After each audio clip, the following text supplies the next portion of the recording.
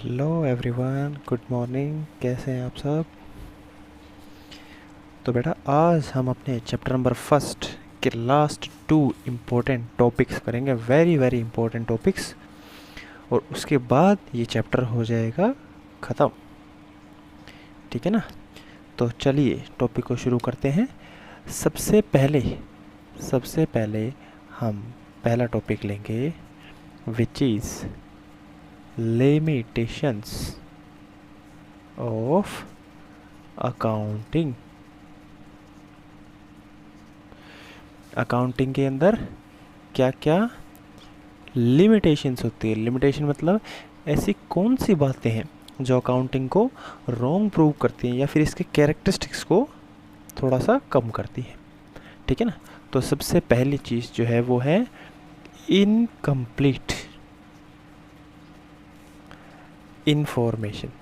बेटा, अपने नोट्स को सामने ओपन करके बैठे, वीडियो को देखते जाएं और साथ साथ समझते जाएं। इनकम्प्लीट इन्फॉर्मेशन, कैरेक्टरिस्टिक्स में हमने पढ़ा था प्रोवाइड्स कंप्लीट इन्फॉर्मेशन। लिमिटेशन है कि इनकम्प्लीट। इनकम्प्लीट कैसे है बेटा? इनकम्प्लीट ऐसे है कि जो मॉनेटरी आइटम्स है ना, यानी जो मनी की ट्रांजैक्शंस हैं, उन्हें तो ये रिकॉर्ड कर लेती है।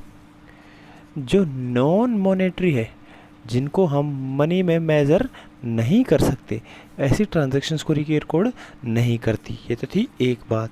दूसरी बात, सिर्फ क्वांटिटी रिकॉर्ड करती है। जैसे हमने ₹10,000 का फर्नीचर परचेज़ किया, इसे तो रिकॉर्ड कर लेंगे, लेकिन उस फर्नीचर की क्वालिटी कैसी है ये रिकॉर्ड नहीं करते। आप बताइए, क्वांटिटी के साथ क्वालिटी ज़रूरी है या नहीं है? बिल्कुल ज़रूरी है। एसेट की क्वालिटी अगर अच्छी है तो वो ज़्यादा लंबे समय तक हमारे पास काम करेगी। ठीक है ना? तो इसीलिए कहा गया इनकम्प्लीट इन्फॉर्मेशन सिर्फ मॉनेटरी ट्रांजैक्शन रिकॉर्ड करती है, सिर्फ क्वांटिटी को बताती है। नॉन मॉनेटरी मतलब जो मनी में नहीं है उनको रिकॉर्ड नहीं करती। जैसे हमारे एम्प्लॉयज़ का अच्छा बिहेवियर। अगर बिजनेस में एम्प्लॉयज़ का बिहेवियर बहुत अच्छा है कस्टमर्स के साथ, तो कस्टमर्स वहाँ पर बार बार दोबारा आना चाहेंगे। ठीक है ना? और ये एक बहुत अच्छी क्वालिटी भी है। Second, based on accounting concept. अब समझ में आ गया मैंने चैप्टर नंबर 3 पहले क्यों पढ़ाया था। कॉन्सेप्ट्स ऐसे होते हैं जो पास्ट में बनाए जाते हैं।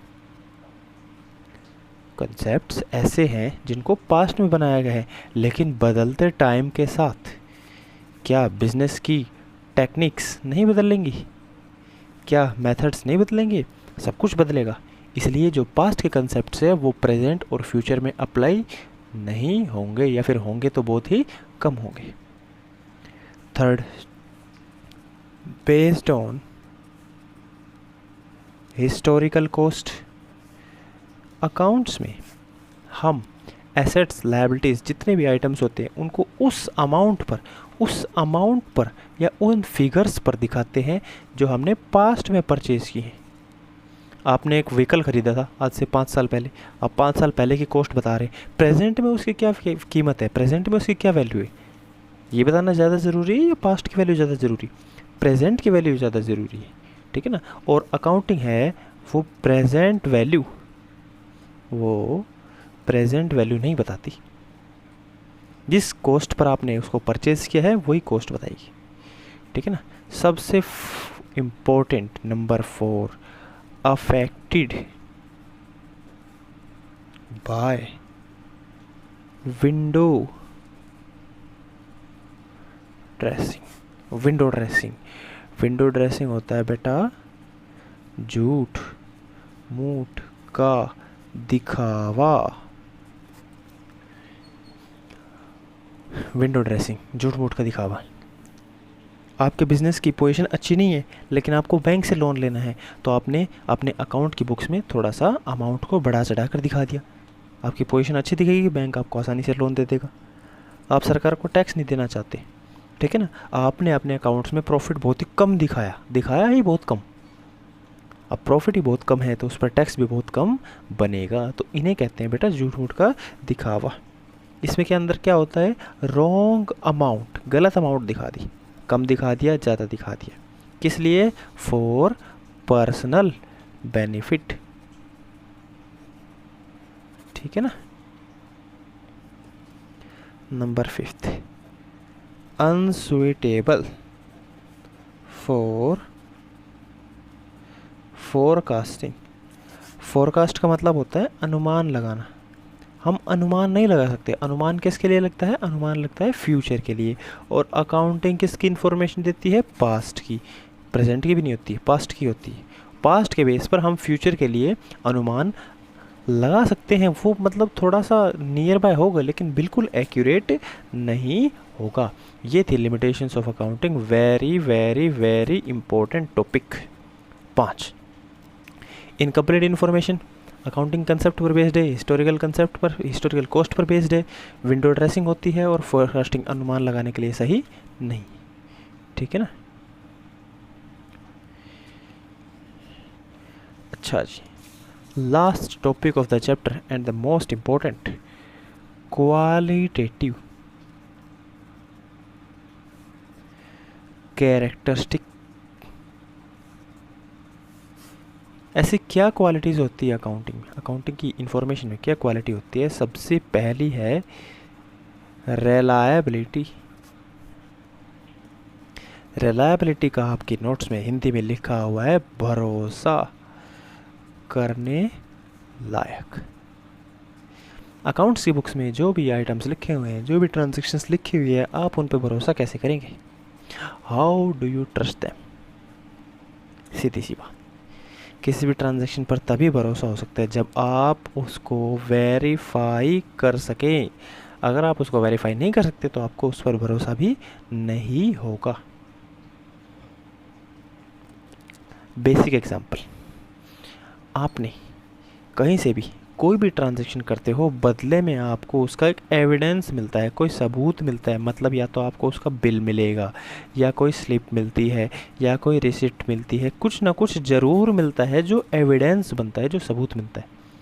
बाज़ार में गए, कुछ शॉपिंग की, बिल मिलेगा। स्कूल में फ़ीस डिपॉजिट की, रिसिप्ट मिलेगी। ठीक है ना? बैंक में अमाउंट डिपॉजिट करवाई, उसकी स्लिप मिलेगी। तो ये सब क्या होते हैं? एविडेंस। इन एविडेंसेस से हम ट्रांजैक्शंस को वेरीफाई कर सकते हैं। अगर ट्रांजैक्शन वेरीफाई हो सकती है तो रिलायबल है, वेरीफाई नहीं हो सकती तो रिलायबल नहीं है। और किसकी हेल्प से होगी? एविडेंस की हेल्प से। एविडेंस माने बिल, स्लिप, रिसिप्ट वगैरह, ये लिखा हुआ है। सेकंड है रेलिवेंस। रेलिवेंस होता है संबंधित। जो ट्रांजैक्शंस हमारे बिजनेस के लिए रेलिवेंट है, ज़रूरी है, जो हमारे बिजनेस से रिलेटेड है, जो हमारे अकाउंटिंग इन्फॉर्मेशन से रिलेटेड है, हम उन्हीं को रिकॉर्ड करते हैं। इररेलिवेंट या नॉट इम्पोर्टेंट या नॉट रिक्वायर्ड ट्रांजैक्शंस को हम या तो इग्नोर कर देते हैं या हम दूसरे ट्रांजैक्शंस के साथ मर्ज कर देते हैं। Third, understandability. देखो बेटा, अकाउंटिंग इन्फॉर्मेशन जो प्रिपेयर होती है उसके बहुत सारे यूज़र्स होते हैं। इंटरनल यूज़र्स भी होते हैं, एक्सटर्नल यूज़र्स भी होते हैं। और ये ज़रूरी नहीं है इंटरनल और एक्सटर्नल यूज़र्स के पास अकाउंटिंग की पूरी नॉलेज हो, उन्हें पता हो कि बुक्स ऑफ अकाउंट्स कैसे प्रिपेयर होती है, कैसे काम करती है। ऐसा ज़रूरी नहीं है। तो क्या करें? तो अकाउंटिंग इन्फॉर्मेशन को इस फॉर्मेट या फिर इस तरह से प्रेजेंट किया जाता है। Information provided in such a manner, इस तरह से इंफॉर्मेशन को प्रोवाइड किया जाता है that it should be easily understood by any person. कोई भी पर्सन इसे आसानी से समझ सके, कोई भी पर्सन आसानी से समझ सके। इस फॉर्मेट में इसे प्रोवाइड किया जाता है। ठीक है ना? ऐसा पर्सन जिसके पास अकाउंटिंग की कोई नॉलेज नहीं है, वो पर्सन भी अकाउंटिंग इन्फॉर्मेशन को आसानी से समझ सकता है। ये एक नया इसकी क्वालिटी है, अंडरस्टैंडेबिलिटी। और लास्ट है बेटा कंपेरेबिलिटी।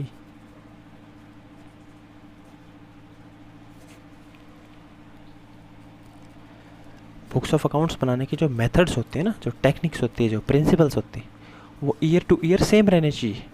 देखो ये लिखा हुआ है नोट्स में, वो ईयर टू ईयर सेम होने चाहिए।